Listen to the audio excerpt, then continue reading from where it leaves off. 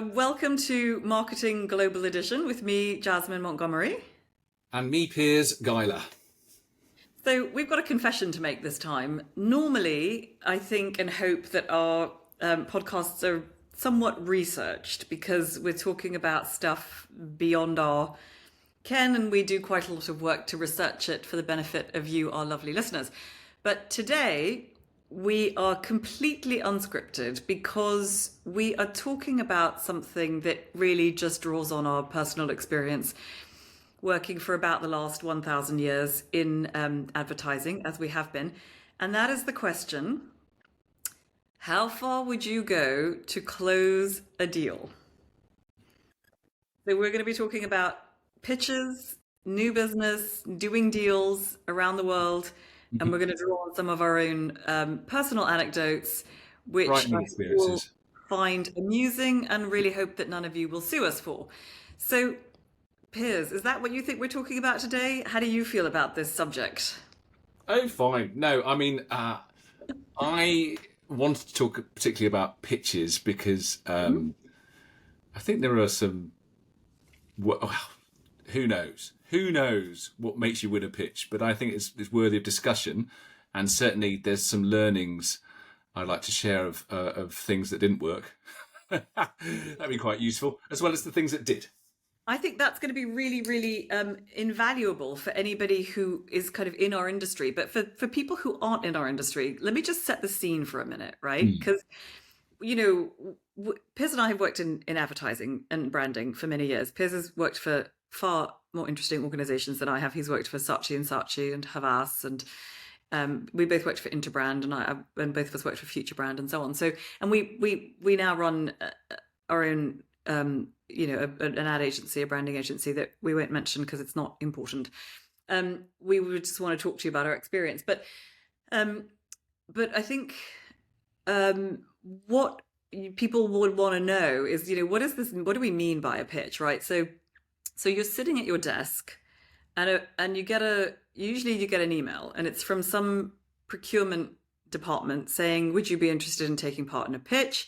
And you think, right, this is it. I've made my money. It's going to be fantastic. Here we go. And with great optimism and, you know, a feeling of total conviction that you're going to win, you write back saying, thank you so much. Yes, we'd love to take part. And then it's really all downhill from there. So then you get a brief, sometimes if you're lucky, and you get given usually way too little time to go to rally the troops, to get a presentation together, to solve an issue for a client. So a brief will come in and they'll say, create a campaign or create a brand around an idea to solve some commercial objective. And, you know, with almost no time and with no money, you rally the troops, you do loads and loads of free work, and then you turn up. Back in the day before COVID, you turn up in person. You know, 3 or 4 of us would fly somewhere potentially, or take the train or whatever and walk in the door. And I would usually be found under the table trying to plug my laptop in with my bum sticking in the air right when the CEO would walk in. And then you stand there and you when we talk about disasters, yeah, exactly. We'll cover that bit. Yeah. IT. Exactly, IT fiascos. You pour your heart out, you put in all this work, and then you don't hear anything for about 2.5 months. And then finally, after multiple emails, you get an email from the procurement department saying, thank you very much for taking part in our pitch. And 9 times out of 10, you hear, you know, unfortunately, we went in another direction. Every now and then you hear, fantastic, you've won, and that's a great moment. So, interesting point you raised there, like 9 out of 10. I think actually it should be like you should have a 1 in 4 chance. I think you've just hit on one of the problems with pitching, is that, you know, some clients ask many agencies to pitch, and I just don't think that is fair. I think pitches should be fair because the client wants good work and they're asking agencies to invest an awful lot of time and effort. And I do, you know, I think when we were at Futurebrand, I know there's a rule that we were never to enter a pitch if there were more than 3 other agencies. And I think they probably still follow that. Whereas, you know, I know we've gone wider than that. We've been part of like 9 agencies before because, you know, we're really hungry and we really want the new piece of business. But I do think pitches should be fair. And I do think, you know, clients should really not ask for more than 4. And actually, if they want a lot of work, they should actually do a token payment even. How about that for controversy? once in a while, clients do that, don't they? They say, Mm. right, we're going to pay all the agencies $5,000, just for McLaren their did it. They were very good, and they got McLaren. McLaren. We did a pitch for McLaren when they wanted to have they wanted to sell the cars all over the world and have show Showrooms, showrooms. Yeah, I was. We were brought in for a pitch. They did a fantastic briefing at their headquarters in Woking.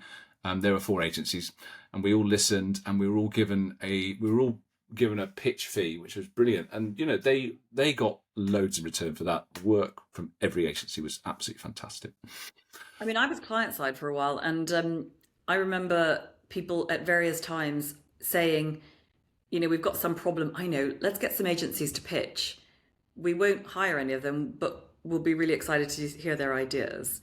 And when I was back agency side, that the memory of that really annoyed me. But I mean, I think you raise an interesting point about fairness. Like the whole thing is fundamentally unfair, I think, in some ways. I mean, it's a crazy business where we're asked to do all of this work for free. We're basically asked to do the job for free in order to win the job.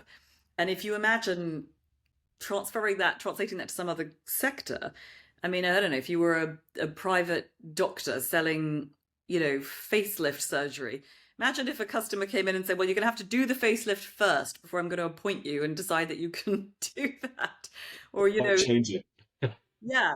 And I might, so I think it will be interesting. I'd love to one day have an agency that had such a great reputation that we could say, we don't pitch. And I'd love our whole sector, our whole industry to say, we're not going to pitch anymore because it's fundamentally unfair to demand slave labor, for no wages. I think it's actually really unfair. But it's not the world we live in. We live in a world of pitches. So I like it when it's taken seriously.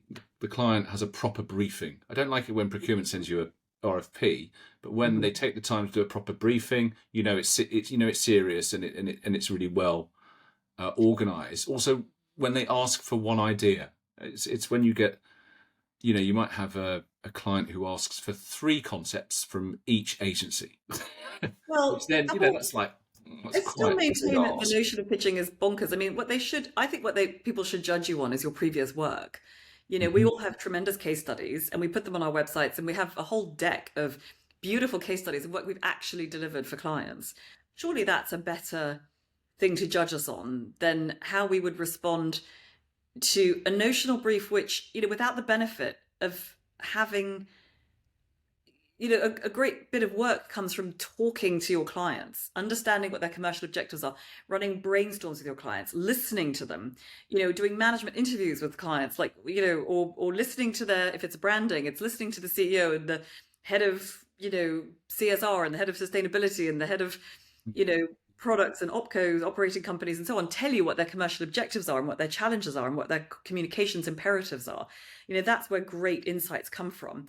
The idea that you're going to just pluck these things out of thin air in about a business of which you know very little, in a sector which maybe you haven't spent much time thinking about, in the next 2 weeks, it's really bonkers, actually. But you should know about the client. I mean, to win the pitch, you really need to know their Well, business really do you well, and have you to? need to know what their issues are or the But opportunity. how? I mean, you have to do all kinds of research without the benefit of interaction with the client, because what they don't do is let you come in and do loads of interviews and workshops and talk to them as part of a pitch process. So The majority don't, but the few that we a recently did a pitch, very and we were few. given an opportunity to share thoughts and to share, look and feel of the campaign to make sure it was on brand, and I thought that was excellent, actually. That is very Yeah. rare. I mean, generally, there's a rule from procurement that you cannot interact with anybody from the business, and that's because they're so worried about transparency. And we're going to come on to that later, Mm, mm. which, the issue of bribery and corruption. We're going to come on to that after the break. But,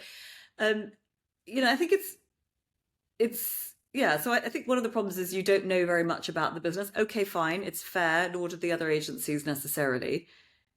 What are your other? I mean, I've got a list of beefs, but tell me some of your other ones, Piers, before we get into mine. Just thinking, do I have any beefs? I think.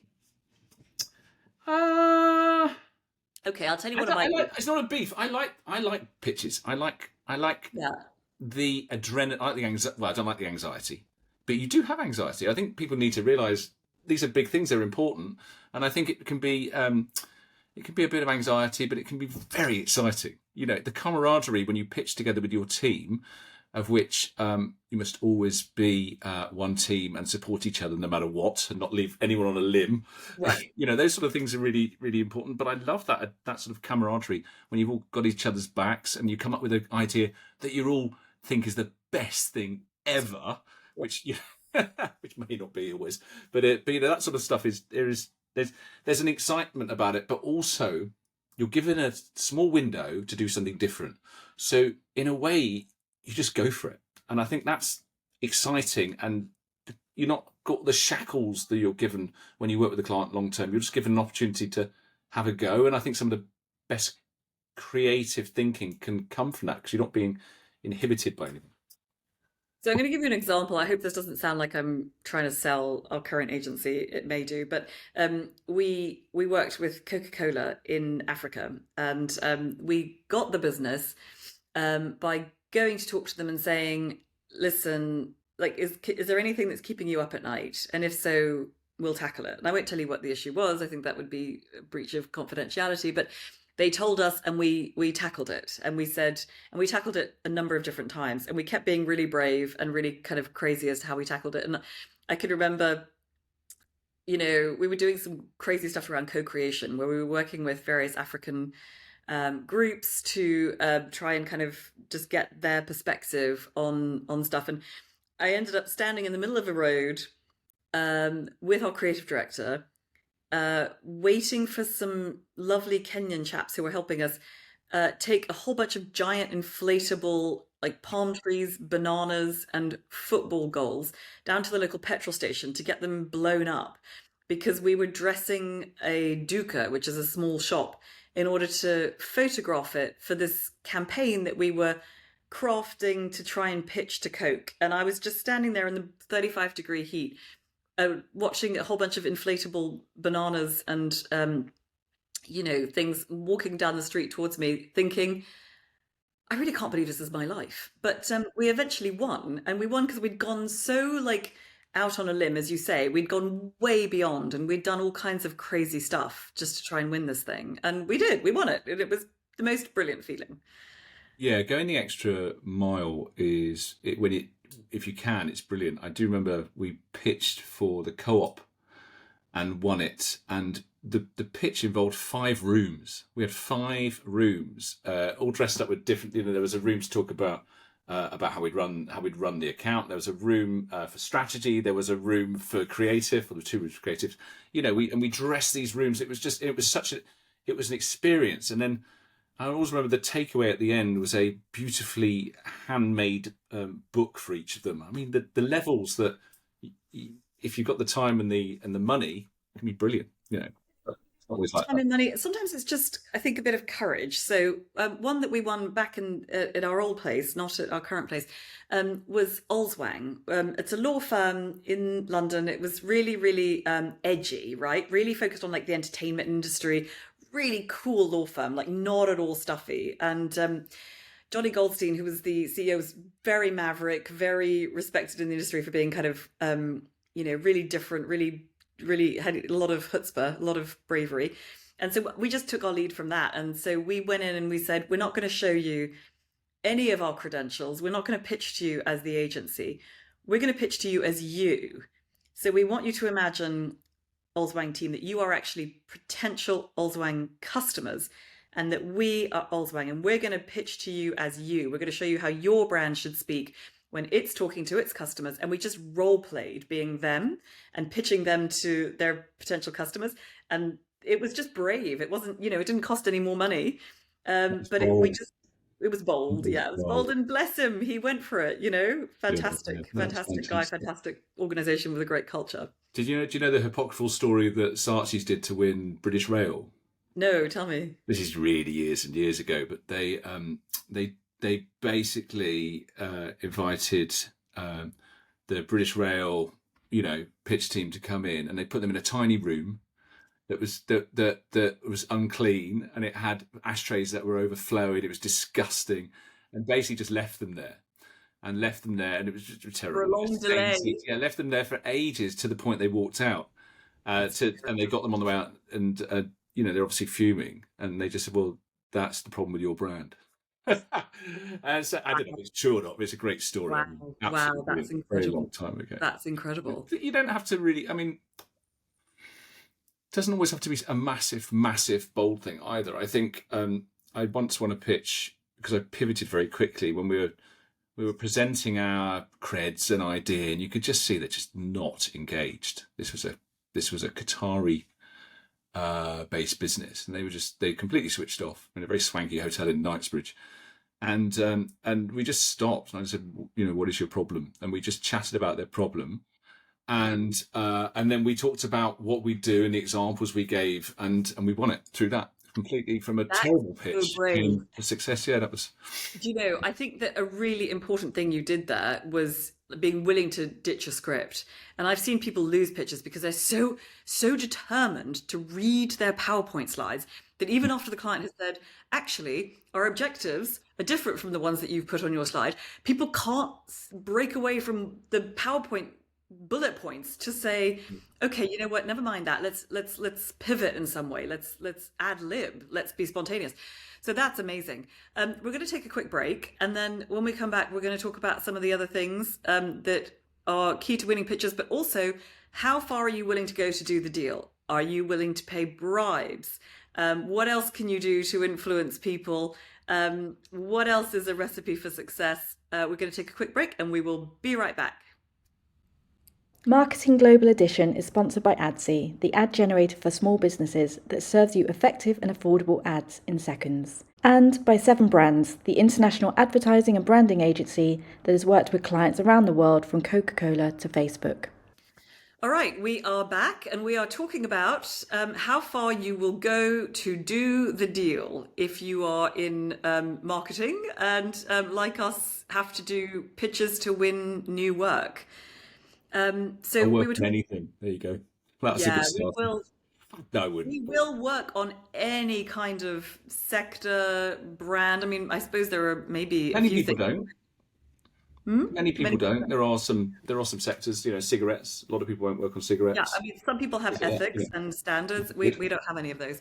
But I tell you where we do have standards, and there's one really important thing that I have never done, even though I've been asked to do it, and that is to pay bribes for work. And this probably doesn't happen very much in the UK or the US, but a lot of our work, Piers, yours and mine, has been in emerging markets, Africa, Asia, Middle East, and there's in some of those places there is a culture of bribery, and we work in Africa quite a lot. And I'm going to keep this quite general so that I don't get sued by anybody, but I'm going to tell you a couple of true stories. Okay, so I'm just going to protect the guilty and protect myself by not mentioning exactly who this was. But we were, I was told that there was an African company, I'll leave it at that, an African company. I was out in Africa and I was told there's an opportunity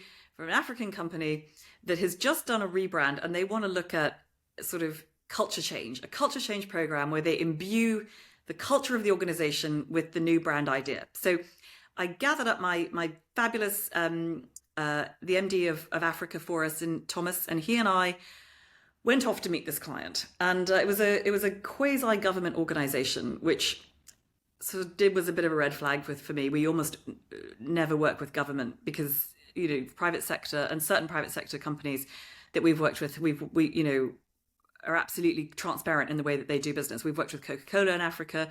They are a fantastic organization. They don't, it's completely transparent how you get the work. So we go off to this meeting and we sit there with this chap, lovely African chap, very hospitable, very friendly. And he talks about how he's got a $2 million budget that he needs to spend on culture change. And I'm sitting there thinking, whoa, $2 million, I can spend that for you, no problem. And I'm asking all the questions, and he says, we've got this new brand idea, right? And it's all about transparency. And I'm thinking, great. Sad that we didn't, win the work to bring you this brand idea in the first place. But look, you want to get your stakeholders across the whole business to live and breathe this transparency idea. Is that right? And he says, yes, absolutely. Brilliant. We can do that. We'll come in, we'll do train the trainer workshops, we'll bring this whole thing to life for your culture. Fantastic. At the end of this conversation, I say to him, so what's the pitch process? And he says, well, I will give you the account and you will give me 20%. And I'm like, so hang on, so 20% of the entire project fee? Yes, you will give it to me in a brown envelope. Like, okay, I'm sorry, but this meeting is over. So I get up and I say, I'm sorry, this meeting is over. And Thomas and I walk away. But it was really early on in our friendship and our relationship as colleagues. And in the car going home, I said to Thomas, so that was ironic. I mean, hilarious irony. And he's like, what do you mean? I said, well, you know, the project to bring to life the transparency brand was going to be delivered through bribery. That's irony. And Thomas just laughs and says, oh, you're British and your hilarious sense of humor.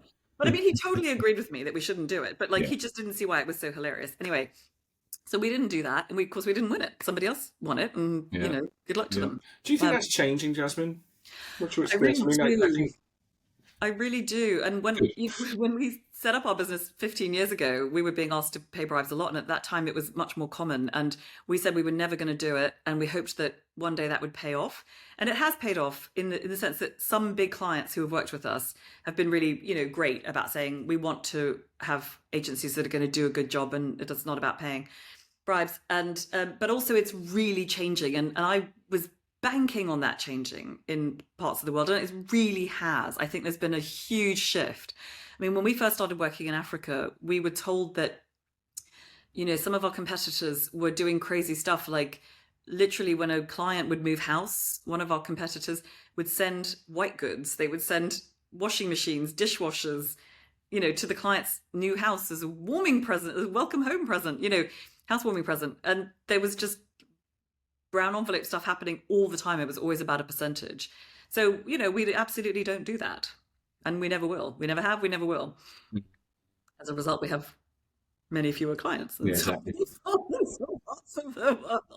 But at least we're honest. Yeah. But, you know, I mean, I could go on. I've got other stories like that. But I think, you know, what are you willing to do is a question. What else would you be willing to do then, Jasmine? Well, I think there are things that you have to ask yourself as a business. No, keep it clean, guy. I'll keep it clean. I think something that we have typically, and I'm sorry we're talking more about our own agency than we usually intend to, but something that we are willing to do that I think a lot of agencies in the West are not, is put up with some really peculiar procurement practices. And by that, I don't mean anything nefarious, but just like we work with quite a lot of big companies in like the Middle East and so on, where often when the request for the proposal comes in, the RFQ or the RFP or whatever is actually written for huge engineering projects. And it takes weeks to fill out, and it asks crazy stuff that's not remotely applicable to the provision of marketing services. Sometimes it asks for a performance bond, for example, because if you're building a bridge, you don't want the people building it, the engineers, to walk away halfway through and you haven't got a bridge. But when you're doing ad campaigns, it's just not relevant. And ad agencies can't afford to pay 20% of a project fee up front and have it held in escrow.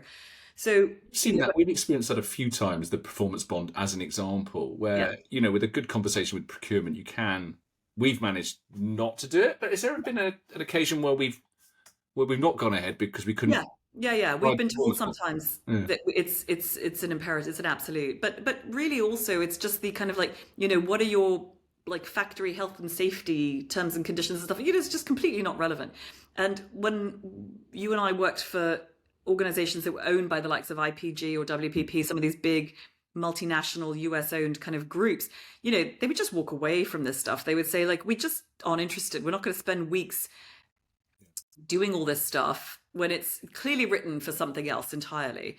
They wouldn't use the manpower. They wouldn't kind of go out on a limb. They wouldn't rewrite, you know, their safety policies, you know, whereas because like if you're a small agile company who could afford to do that, it's great. But you know, it would be lovely to see sort of some of the world getting on board with kind of best practice in terms of, I think best practice is, you know, it's a well-written brief, as you said, and the clients actually brief you really properly so you know what the challenge is.